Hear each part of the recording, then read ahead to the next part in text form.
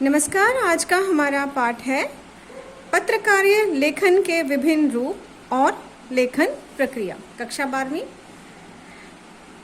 पत्रकारीय लेखन क्या है, इस पाठ में हम जानेंगे पत्रकारीय लेखन क्या है, समाचार कैसे लिखा जाता है। अब पत्रकार किस तरह से लेखन करते हैं, जो समाचार लिखे जाते हैं, हम अपने जनसंचार माध्यमों पर देखते हैं, समाचार आते हैं तो वो किस तरह से लिखे जाते हैं।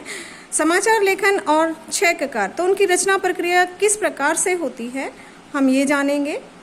फिर लेखों के विषय में लेख फीचर क्या है, फीचर कैसे लिखे जाते हैं, विशेष रिपोर्ट कैसे लिखी जाती हैं, ये सब लेखन की अलग अलग शैलियाँ हैं।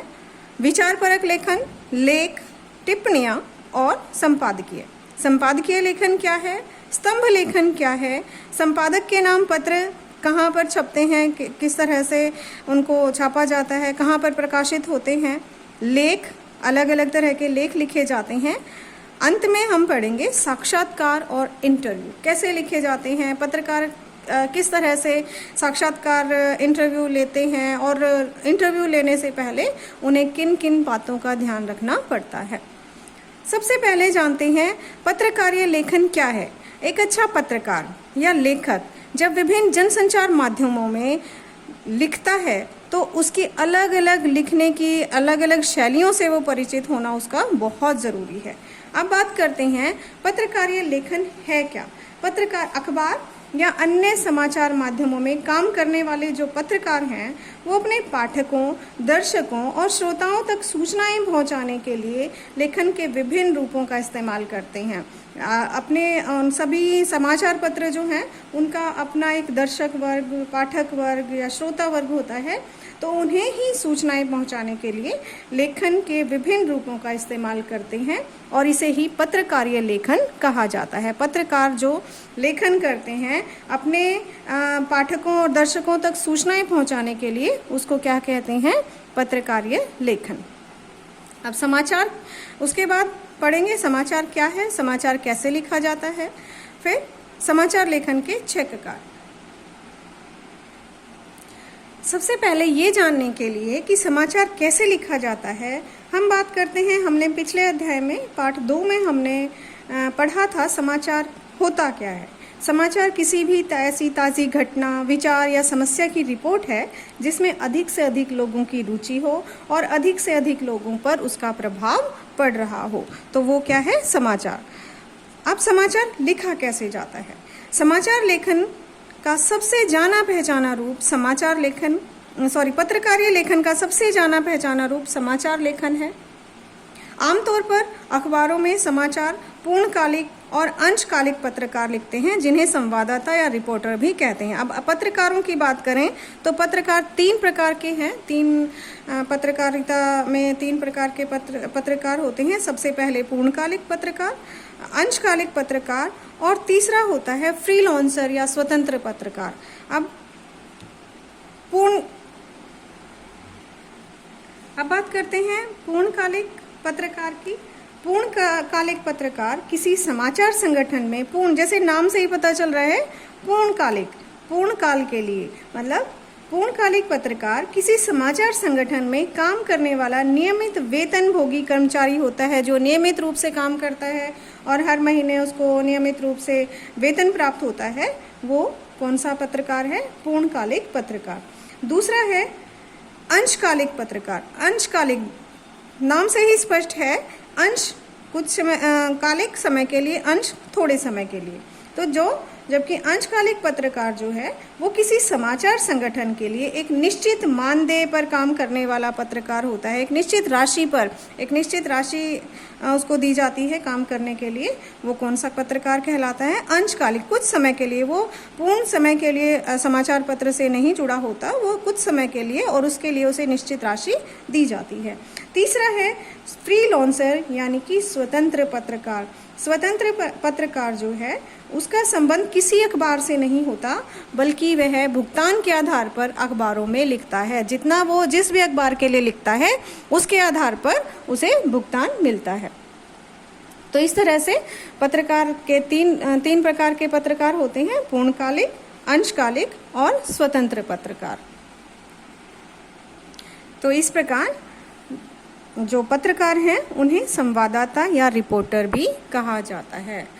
अब हम बात करते हैं समाचार लेखन कैसे किया जाता है, समाचार लेखन कैसे करते हैं, समाचार लेखन की कोई विशेष शैली होती है या नहीं, तो उसी के विषय में पढ़ेंगे।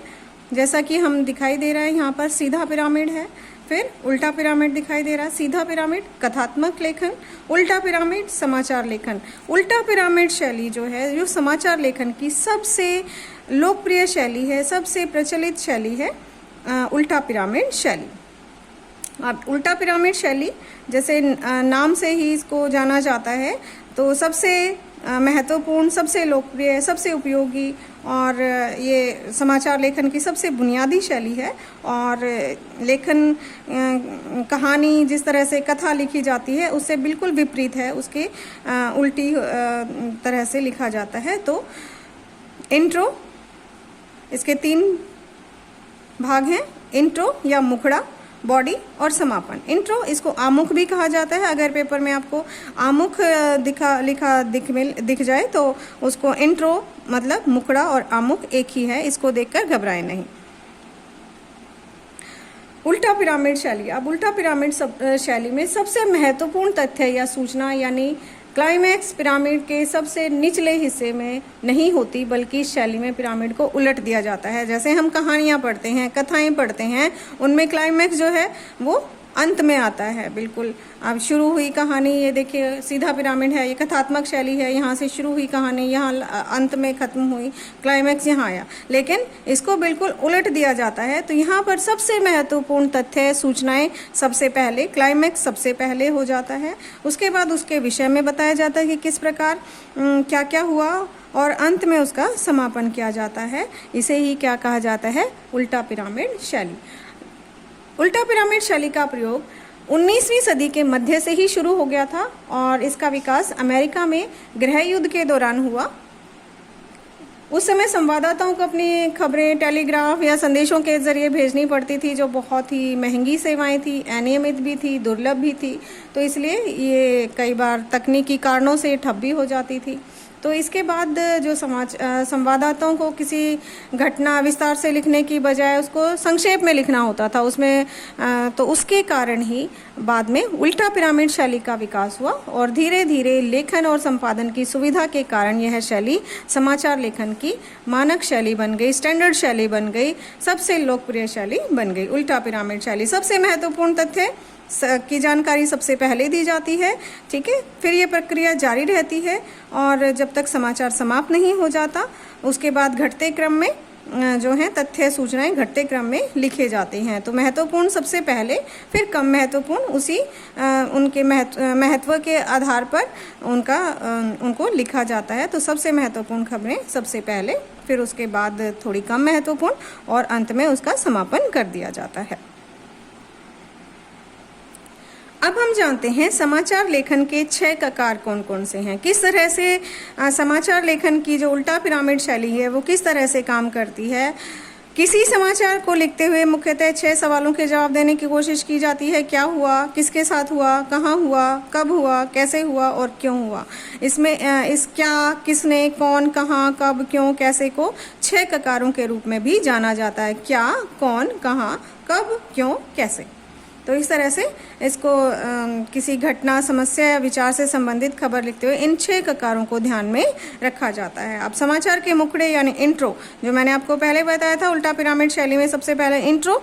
तो शुरुआती 2-3 पंक्तियों में आम तौर पर 3 या 4 ककार जो सबसे महत्वपूर्ण तथ्य हैं, जो सबसे महत्वपूर्ण सूचनाएं हैं, वो इन 4 ककारों में ही दी जाती हैं, लिखी जाती हैं। ये 4 ककार कौन कौन से हैं? क्या, कौन, कहाँ और कब, ठीक है। इसके बाद समाचार की जो बॉडी है उसमें समापन से पहले क्यों और कैसे, इन 2 ककारों का जवाब दिया जाता है। तो ये सबसे महत्वपूर्ण और सबसे लोकप्रिय शैली है और इसमें इस तरह से ककार मतलब क, तो इस तरह से ककार हो गई, क बार बार, क्या, कौन, कहाँ, कब, क्यों, कैसे, ठीक है। तो इस तरह आधार पर सूचनात्मक तथ्यों पर ये आधारित होते हैं और जो पहले 4 ककार हैं, क्या, कौन, कहाँ और कब, सूचनाएं दी जाती हैं, तथ्यों पर आधारित होते हैं ये चारों ककार।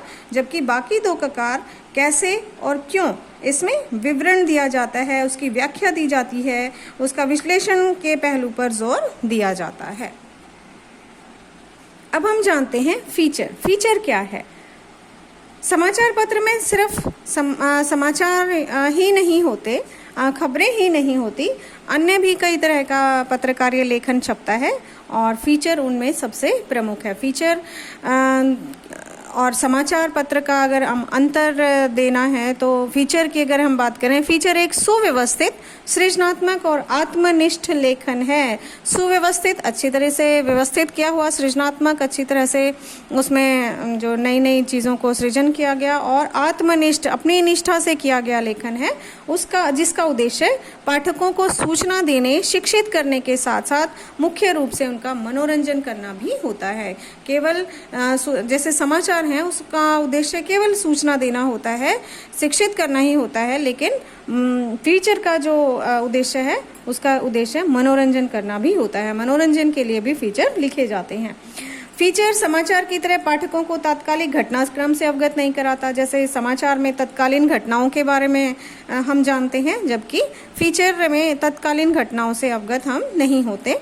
फीचर लेखन की शैली भी समाचार लेखन की शैली से अलग होती है। समाचार लेखन में वस्तुनिष्ठता और तथ्यों की शुद्धता पर जोर दिया जाता है। समाचार में तथ्य शुद्ध होने चाहिए, नहीं तो विश्वास नहीं होगा, आपका विश्वसनीय समाचार पत्र नहीं होगा, लोग विश्वास नहीं करेंगे।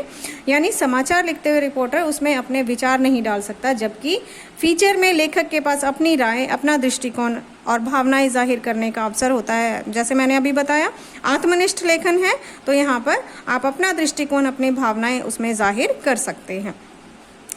फिर अगर हम बात करें, फीचर लेखन में उल्टा पिरामिड शैली का प्रयोग नहीं होता।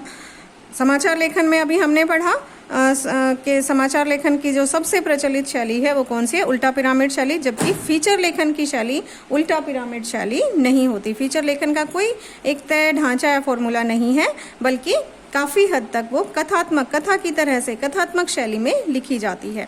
तीसरा, अब दो हम पढ़ चुके हैं। तीसरा, फीचर लेखन की भाषा समाचारों के विपरीत सरल, रूपात्मक, आकर्षक और मन को छूने वाली होती है। फीचर की भाषा में समाचारों की स्पष्ट बयानी नहीं चलती। समाचारों में स्पष्ट रूप से एक कोई सूचना दी जाती है, जबकि यहाँ पर रूपात्मक भी होती है कोई जानकारी, आकर्षक भी होनी चाहिए और मन को छूने वाली भी होनी चाहिए, तभी वो आकर्षक फीचर बन सकता है। लेकिन इसका अर्थ ये नहीं है कि फीचर की भाषा और शैली को अलंकारिक और दुरूह बना दिया जाए, मतलब कठिन भाषा भी नहीं होनी चाहिए।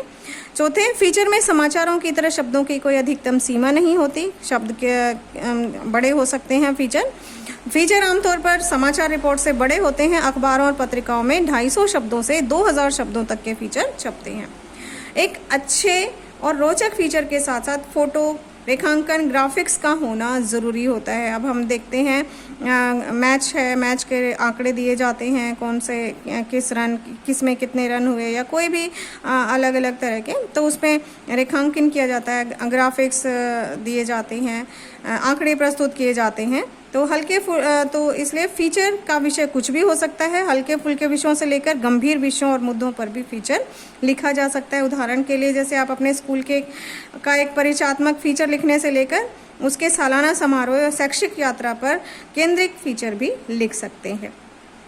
तो ये हमने पढ़ा फीचर और समाचार में अंतर। तो अभी हमने पढ़ा फीचर और समाचार में अंतर। अब बात करते हैं फीचर कैसे लिखें। फीचर लिखने का बेटा कोई निश्चित ढांचा या फॉर्मूला नहीं होता, इसलिए कहीं से भी शुरू कर सकते हैं फीचर।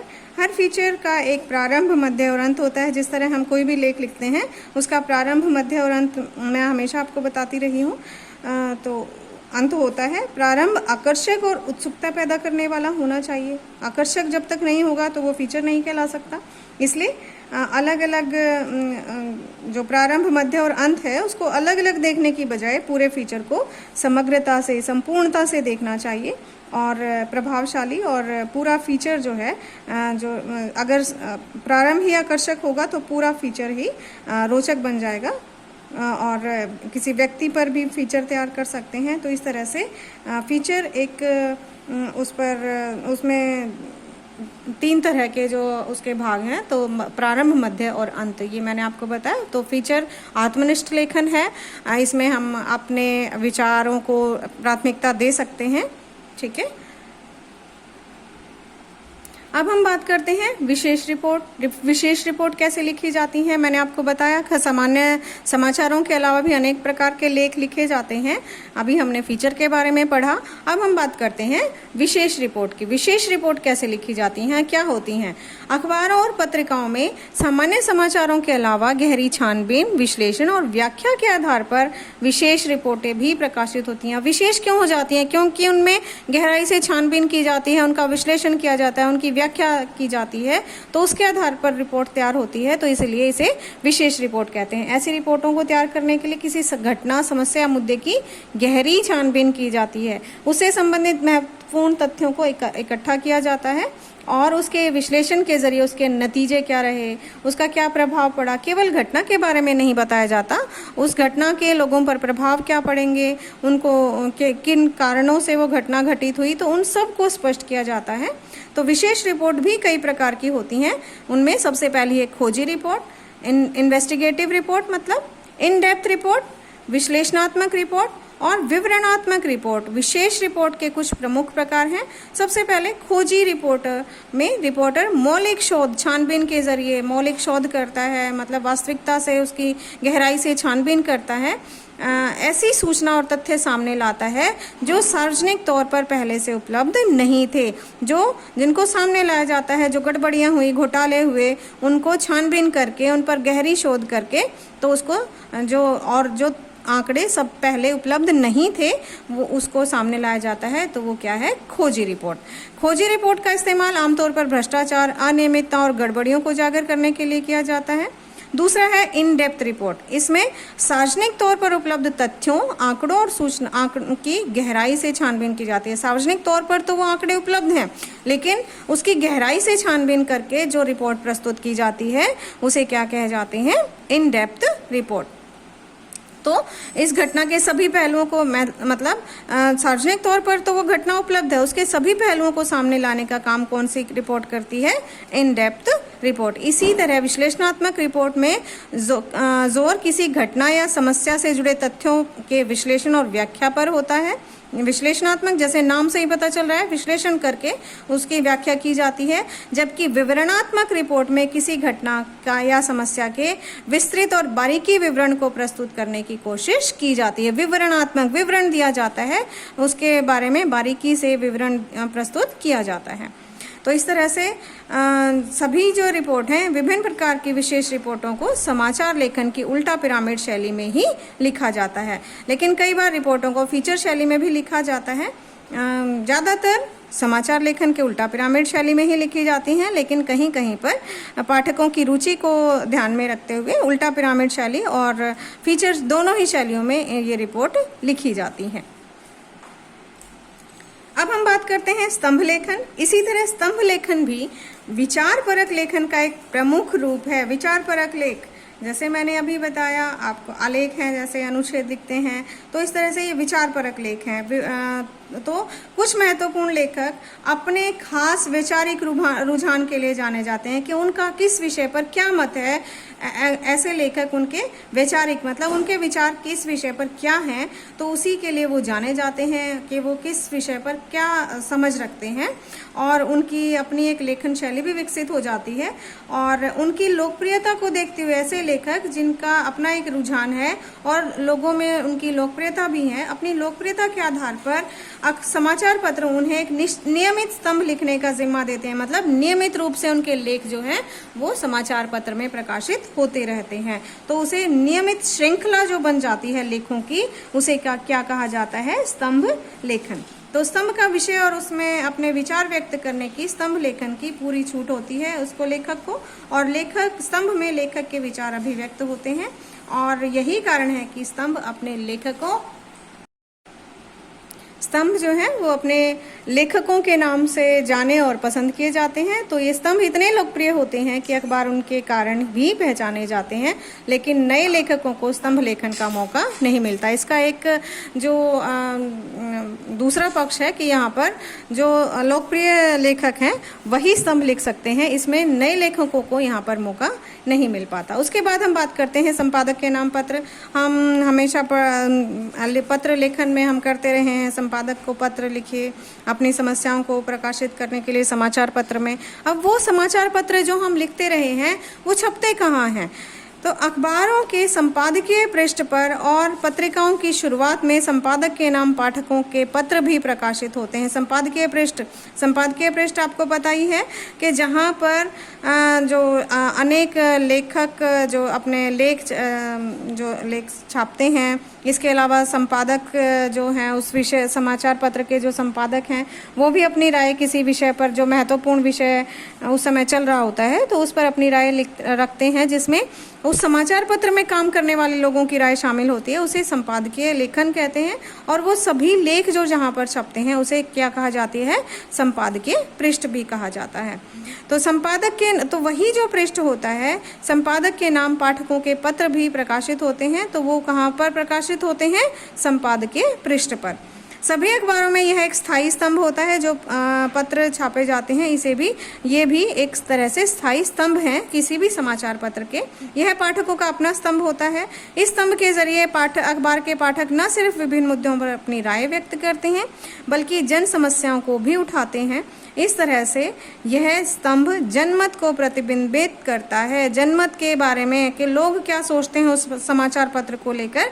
तो वहाँ पर भी, और वो जो समाचार पत्र सबसे ज़्यादा जिसमें पढ़ने ज़्यादा विश्वसनीय है उसी में जानकारियाँ देते हैं लोग जिनका ज़्यादा असर पड़ता है। तो वहाँ पर तो इसलिए एक जनमत को प्रतिबिंबित करने का काम भी स्तंभ ये जो है पाठकों के जो पत्र हैं वो दिए जाते हैं। ज़रूरी नहीं कि अखबार पाठकों द्वारा किए गए विचारों से सहमत हो। यह स्तंभ नए लेखकों के लिए लेखन की शुरुआत करने और उन्हें हाथ मांझने का भी अवसर देता है। जो संपादक के नाम पत्र होते हैं जो जिस पेज पर प्रकाशित होते हैं, यहाँ पर नए लेखक भी अपना हाथ आजमा सकते हैं। उसके बाद सभी अखबार संपादकीय पृष्ठ पर समसामयिक मुद्दों पर वरिष्ठ पत्रकारों और उन विशेषज्ञों के लेख प्रकाशित करते हैं। इन लेखों में किसी विषय या मुद्दे पर विचार से चर्चा की जाती है और लेख रिपोर्ट और फीचर से अनेक मामलों में अलग होते हैं। इसमें लेखक के विचारों को प्रमुखता दी जाती है और ये तथ्य और सूचनाओं के पर आधारित होते हैं। लेख जो है उनकी कोई विशेष लेखन शैली नहीं होती है। अपनी लेखक की अपनी शैली होती है। उसका अखबारों और पत्रिकाओं में जो लेख लिखना चाहते हैं तो वो उनकी अच्छी पकड़ और जानकारी होनी चाहिए, तभी वो अच्छा लेख लिख सकते हैं और अपना निष्कर्ष, अपना मत वो प्रस्तुत कर सकते हैं। अब हम बात करते हैं साक्षात्कार और इंटरव्यू। समाचार पत्र में समय समय पर जो महत्वपूर्ण लोग हैं, जैसे चुनावों के समय पर जो नेता लोग हैं उनके, या और भी महत्वपूर्ण लोग होते हैं, लोकप्रिय जो होते हैं लोगों के अंदर, जो प्रसिद्ध हैं लोग, उनके समय समय पर साक्षात्कार, इंटरव्यूज़ भी छपते रहते हैं। तो समाचार माध्यमों में साक्षात्कार का बहुत महत्व है और पत्रकार एक तरह से साक्षात्कार के जरिए ही समाचार, फीचर, विशेष रिपोर्ट और अन्य तरह के पत्रकारीय लेखन के लिए कच्चा माल इकट्ठा करते हैं। अब साक्षात्कार के जरिए ही वो लोगों की, जो महत्वपूर्ण लोग हैं उनकी राय जानते हैं किसी विषय पर, और वो उनके कच्चा माल, मतलब वहाँ से उनको जानकारियाँ प्राप्त होती हैं। पत्रकारीय साक्षात्कार और अन्य सामान्य बातचीत में यह फ़र्क होता है कि साक्षात्कार में एक पत्रकार किसी अन्य व्यक्ति से तथ्य, उसकी राय और भावनाएं जानने के लिए सवाल पूछता है। साक्षात्कार का एक मकसद, स्पष्ट मकसद और ढांचा होता है। एक सफल साक्षात्कार के लिए आपके पास न सिर्फ ज्ञान होना चाहिए, सबसे पहले सफल साक्षात्कार के लिए क्या ज़रूरी है? आपके पास न सिर्फ ज्ञान होना चाहिए बल्कि आप में संवेदनशीलता होनी चाहिए कि आपके किसी सवाल का किसी पर एक तो गलत प्रभाव ना पड़े, उनको बुरा ना लगे, उनकी भावनाओं आहत ना हो। ठीक है, संवेदनशीलता होनी चाहिए, कूटनीति होनी चाहिए कि बातों ही बातों में अपने जो वो जानना चाहते हैं उनसे निकलवा सकें। धैर्य होना चाहिए, सुनने का धैर्य होना चाहिए कि जो वो अपनी बातें रख रहे हैं उनको धैर्य से सुन सकें। और साहस जैसे गुणों का भी होना ज़रूरी है। निडर होकर एक पत्रकार अपने सवाल पूछ सकता है, वही जो है एक सफल साक्षात्कार में होना चाहिए। एक अच्छे और सफल साक्षात्कार के लिए ज़रूरी है कि आप जिस विषय पर और जिस व्यक्ति के साथ साक्षात्कार करने जा रहे हैं उसके बारे में आपके पास पर्याप्त जानकारी हो। सबसे पहले आप में इस तरह से गुण होने चाहिए: संवेदनशीलता, धैर्य, साहस। दूसरा, जिसके बारे में आप जानकारी, जिसका आप साक्षात्कार लेने जा रहे हैं उस व्यक्ति के बारे में भी आपके पास सारी जानकारी होनी चाहिए। दूसरे, आप साक्षात्कार से क्या निकलवाना चाहते हैं इसके बारे में स्पष्ट रहना बहुत ज़रूरी है कि उनसे आप पूछना क्या चाहते हैं, क्या मकसद है आपके इस साक्षात्कार को लेने का। आपको वे सवाल पूछने चाहिए जो किसी समाचार के एक आम पाठक के मन में हो सकते हैं। आम पाठक क्या जानना चाहता है, तो इस तरह के सवाल ही पूछने चाहिए।